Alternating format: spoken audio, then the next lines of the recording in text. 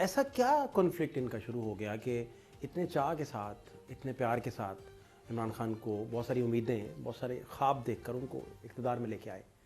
तो ऐसा क्या हुआ कि वो बिल्कुल से ट्राइका ही ना रही? वो ट्राइका नहीं रही। एक तो उसमें ज़ाती मफादात हावी थे, ये जहन में रखिएगा कि ज़ाती मफादात हावी थे।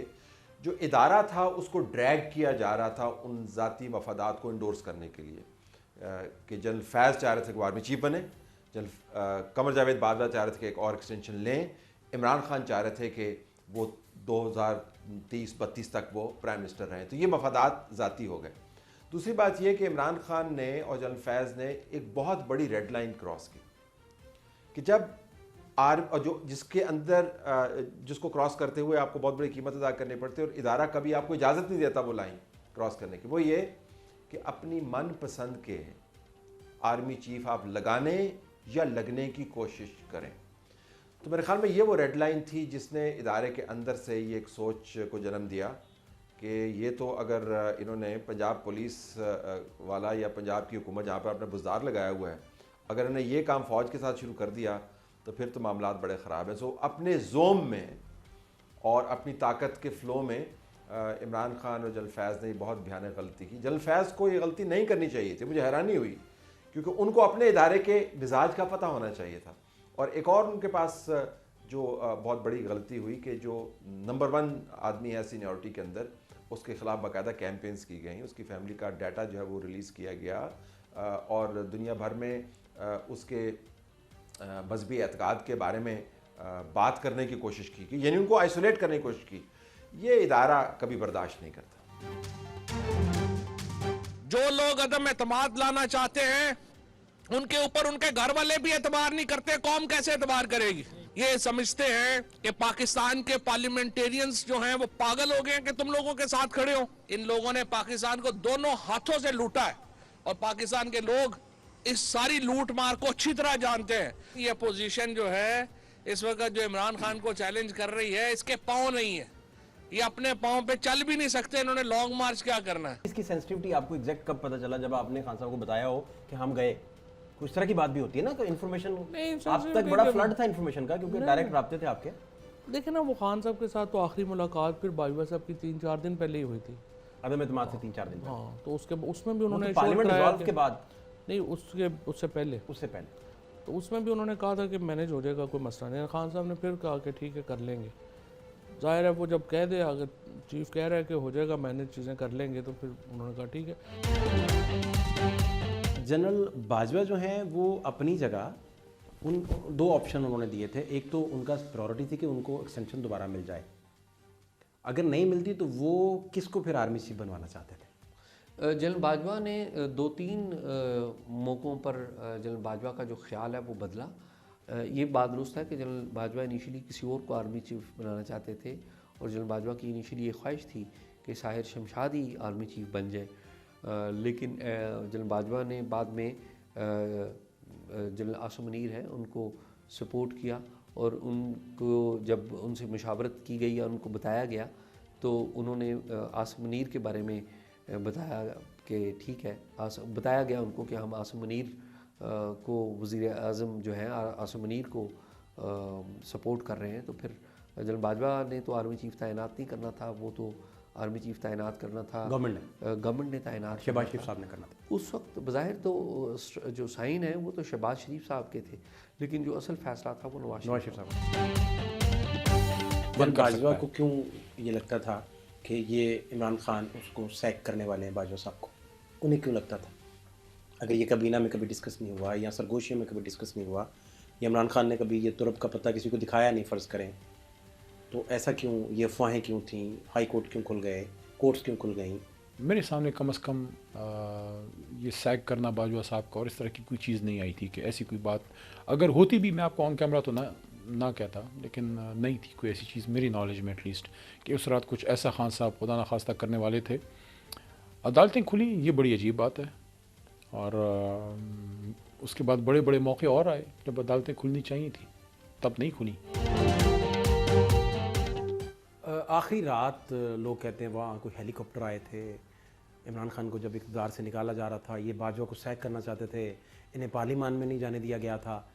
आपकी दानिश में, आपके तजर्बे में आपने ये गुत्थियाँ सुलझाई होंगी, क्या निकला इनमें से? मेरे पास ऐसी कोई मालूमात नहीं है जी। हमने तो ये भी सुना था कि किसी ने किसी को थप्पड़ मार दिया।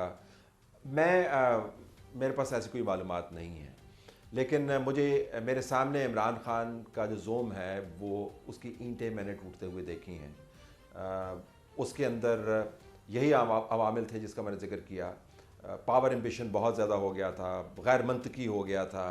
जनरल फैज़ का एम्बिशन को किसी और तरफ ले जा रहा था, इमरान खान की ख्वाहिश किसी और तरफ ले जा रही थी, जनरल बाजवा की सियासत किसी और तरफ जा रही थी, इदारे का मफाद किसी और तरफ जा रहा था, तो वो अनवायबल हो गया।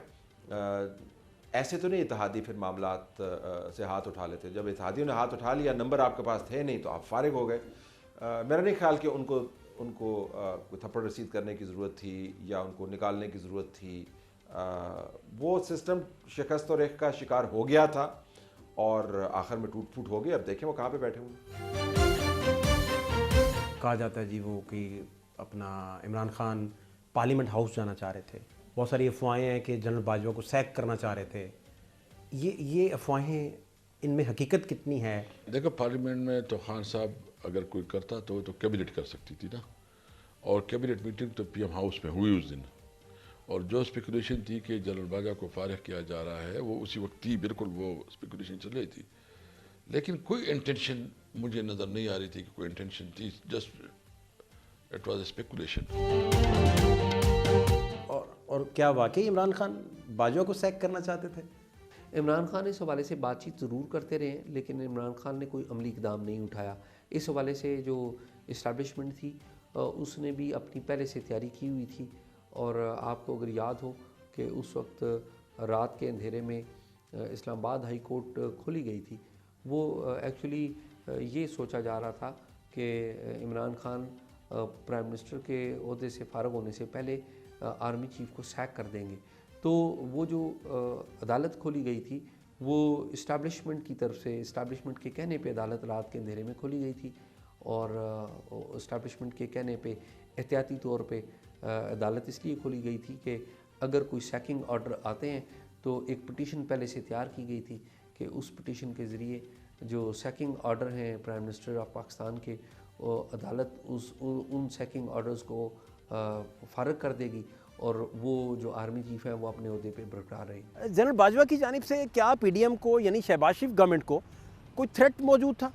बहुत सारे लोग, बहुत सारे जर्नलिस्ट, बहुत सारी स्पेकुलेशन ये चल पड़ी थी उन दिनों, और यही अफवाहें फैली हुई थी कि शायद कोई मार्शल लॉ का ख़तरा मौजूद है और डायरेक्ट थ्रेट किया गया है, या उन लोगों को जो पैगाम लेकर जाते थे, पैगाम रसानी करते थे, उन लोगों के ज़रिए कोई थ्रेट भिजवाया गया है। इन बातों में कितनी हकीकत है? ये सारा कुछ अगर इतना स्मूथ था तो ये फिर क्यों रिपोर्ट किया बहुत सारे जर्नलिस्टों ने कि बाजवा साहब ने शहबाज शरीफ साहब को या इनकी काबीना को या इनमें से जो भी मैसेंजर्स आते जाते थे उनको कहा था कि हम मार्शल लॉ इम्पोज फिर कर देंगे? ये बहुत सारे लोगों ने ये रिपोर्ट किया कि मार्शल लॉ इम्पोज कर देंगे, लेकिन मेरे ख्याल में ये बातें की जाती हैं कि मार्शल लॉ की बात जनरल बाजवा ने की है, लेकिन आप ये देखिए कि क्या ये बात अगर जनरल बाजवा ने कही है तो क्या general Bajwa at that time ये इम्पोजिशन कर सकते थे मार्शल लॉ की? मेरा नहीं ख्याल कि at that time general Bajwa के पास भी इतना जवाज़ बाकी रह गया था कि वो मार्शल लॉ इम्पोज कर देते, और वो भी एक अपॉइंटमेंट के ऊपर जो अल्टीमेटली प्राइम मिनिस्टर ने कर ली। जनरल बाजवा तो चलें, वो तो जो भी था, जनरल फैज़ के होते हुए इमरान खान को वो फैज़ ना बचा सके, और उनकी पावर सारा कुछ उसके बावजूद भी, और कॉन्फ्लिक्ट बढ़ता बढ़ता इस हद तक चला गया कि अब वो अडयाला में है, शुरू वहीं से हुआ। इसके पीछे आप बुनियादी वजह क्या देखते हैं कि फैज़ भी बाजवा साहब को इमरान के हक़ में ना कर सके, या ऐसा क्या हुआ?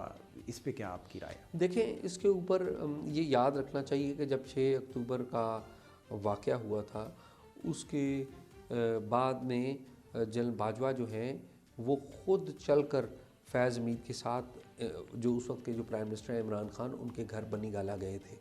हालांकि ईगो तो बहुत बड़ी होती है यहाँ पर, आपको पता है कि जब आप इतनी पावरफुल पोजीशन के ऊपर हो तो जब आप ख़ुद चल कर जाते हैं तो इसकी जो जिसे कहते हैं ना कि इम्प्रेशन, इस इम्प्रेशन में ये लगता है ये है कि आप सबसर्विएंट हैं प्राइम मिनिस्टर के, जो कि कानूनी तौर पे आप आईनी तौर पे हैं भी, लेकिन आम तौर पे इस इम्प्रेशन को इस तरह नहीं दिया जाता।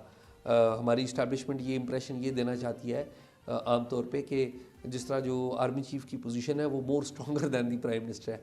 लेकिन आप ये याद कर लें कि उस वक्त जो जनरल बाजवा थे वो ख़ुद चल कर गए थे और फैज़ हमीद उनके साथ चल कर गए थे। बनी गाला में उनके घर पे इमरान खान से मुलाकात हुई थी। एक बात तो ये बड़ी अहम है। दूसरी बात ये है कि आप कह रहे हैं कि वो कायल नहीं कर सके। मेरा ये ख्याल है कि एट दैट टाइम दो चीज़ें हुई थी। एक तो ये है कि इमरान खान, आपको पता है कि बड़े अनपॉपुलर हो चुके थे, जितने भी ज़िमनी इंतखाबात थे वो हार रहे थे, और विद इन दी पार्टी उनकी जो पाकिस्तान तहरीक इंसाफ है उसमें भी बहुत ज़्यादा जो दराड़ें पड़ गई थी। एक बहुत बड़ा ग्रुप था जो इमरान खान से जेन्युइन ग्राउंड्स के ऊपर नाराज़ था, और कुछ ऐसे लोग भी ज़ाहिर है पैदा हुए जिनके अपने अपने मफादात थे। उनमें कुछ शायद इस्टेब्लिशमेंट से भी जुड़े हुए थे, कुछ पॉलिटिकल पार्टीज़ अपने पॉलिटिकल फ्यूचर से जुड़े हुए थे, कुछ नून लीग के साथ थे, कुछ पीपल्स पार्टी के साथ थे। तो एट दैट टाइम ये प्रॉब्लम भी थी। और आपको भी याद होगा कि at that time Noon league वालों के पास तो जिसे कहते हैं ना हाउसफुल था। जब इमरान खान 2021 में थे, हाउसफुल ये था कि उनके हर हलके में लग ये रहा था कि अगर इमरान खान इसी तरह चलते रहे तो अगली जो 2/3 मेजॉरिटी एक दफ़ा फिर नून लीग को मिल जाएगी। जबकि पीपल्स पार्टी जो बंदे तोड़ रही थी वो उनको ये मैसेज दे रही थी कि देखें नून लीग के पास तो कैंडिडेट ऑलरेडी हैं, तो आप हमारे कैंडिडेट बने। तो आपको याद है कि सिंध हाउस में कुछ MNAs को भी इकट्ठा किया गया था, तो उसकी वजह ये थी। तो दो चीज़ें इसमें वाज़ेह थी। एक ये कि इमरान खान अनपॉपुलर हो गए थे, दूसरा ये कि उनकी पार्टी के अंदर दराड़ें हो गई थी, और तीसरी बात ये कि जब वो अनपॉपुलर हुए तो वो इस्टेब्लिशमेंट के अंदर भी अनपॉपुलर हो चुके हुए थे। 6 अक्टूबर का जो वाक़या था वो उसका भी पस मंज़र ये था कि एट दैट टाइम जो 76 लॉन्ग कोर्स के जो ऑफिसर्स थे वो समझते थे कि फैज़ हमीद ही अगले आर्मी चीफ़ बनेंगे। उन एट दैट टाइम तो किसी के गुमान में नहीं था कि general Asim Munir army chief बनेंगे। उनको तो ये था कि अगर फैज़ हमीद हट जाएंगे तो फिर हमारी जो नंबर है हम में से किसी एक को चुन लिया जाएगा। लेकिन जब सिचुएशन हुई तो फिर आपके सामने है कि वो सारे ही आउट हो गए।